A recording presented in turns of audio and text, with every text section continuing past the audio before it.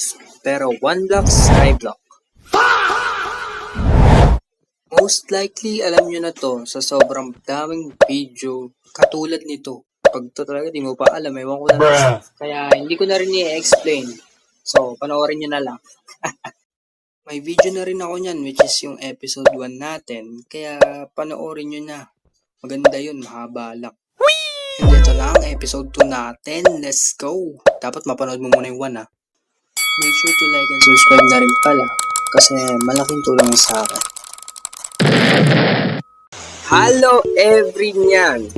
So today, episode 2 na nga pala ng 1 block skyblock natin, no mga taropa. Let's go! So, tara! So, ano nga pala ngayon, no? Ito nga pala yung mga nagawa na natin nung episode 1, no? Tapos nung generator, meron na rin tayong baka, meron na rin tayong bulalo, lechon, saka chooks to go. Let's go! So, pasensya na nga pala sa audio guys, kasi nakaulan. Pero, yun lang lahat. So, tara, magbina muna tayo. Since gagawa tayo ng farm, ng bahay, ng kung ano pa magawa natin, no? So, tara. Editor, time lapse please.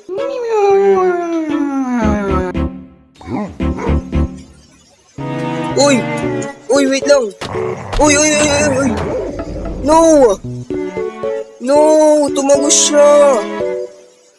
No! Namatay yung ano natin, guys. May wolf na nag-spawn pero namatay. Sayang. Bro, best friend na sana natin yun. Meron na tayong manoy sana. Okay lang yan. Tara, balik tayo sa pagmimina.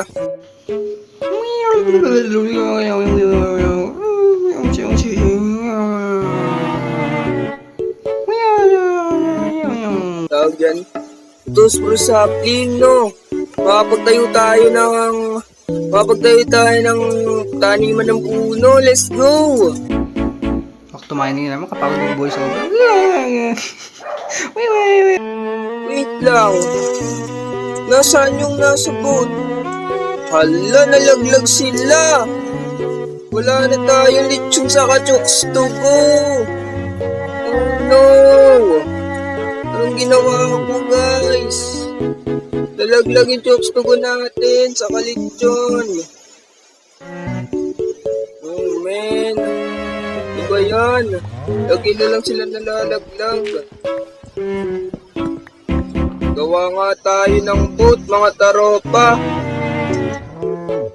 Lagi nalalaglag yung mga ano natin eh.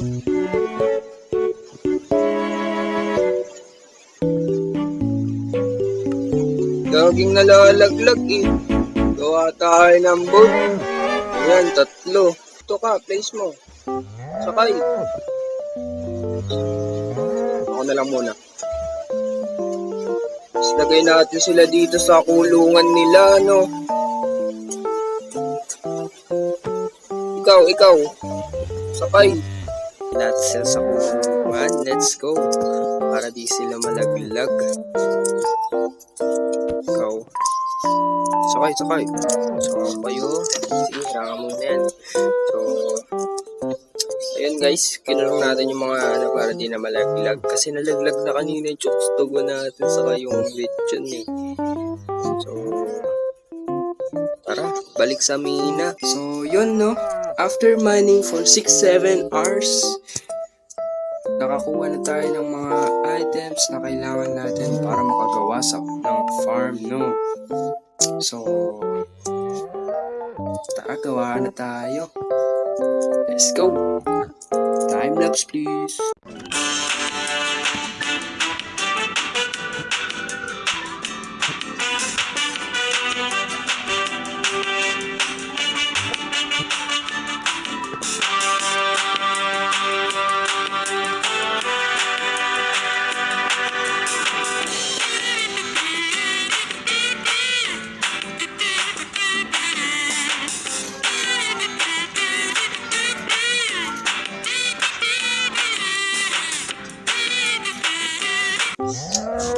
yun mga taropa.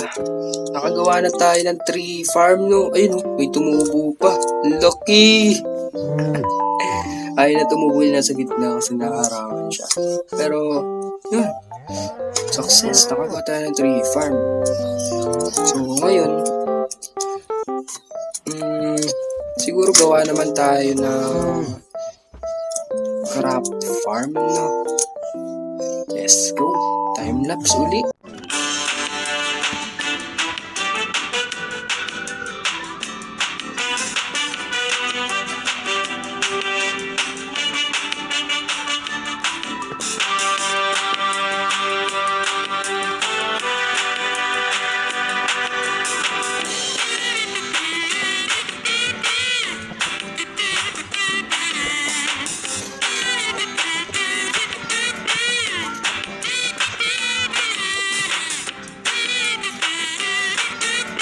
So, yun mga taropa.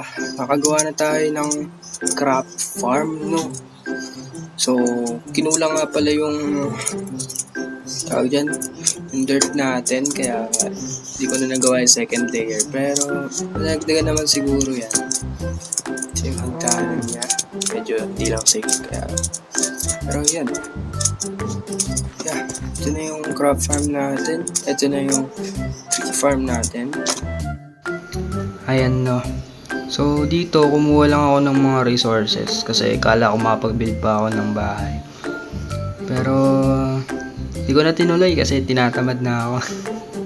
Next episode na lang yan, guys. Kaya, abangan nyo yung episode 3 natin. So, yeah. Ganito na lang yan. Tiga mo, gagawa pa yan ng ano. Gumawa pa ako dyan ng puno. Ang taniman ng 4 na puno, ang tawag dyan. Basta, malaking puno. Hindi ko na tinuloy yung paggawa ng bahay kasi baka tumagal na naman ng 30 minutes yung video. So, hanggang dito na muna siguro, no? Nakagawa naman na tayo na itong mga bagong farms. So, next episode na lang siguro yung bahay. Let's go. So, ayan. Meron tayong crop farm, tree farm, animal pen, saka cobblestone generator, no? So, ito na muna siguro. Bye-bye! Subscribe!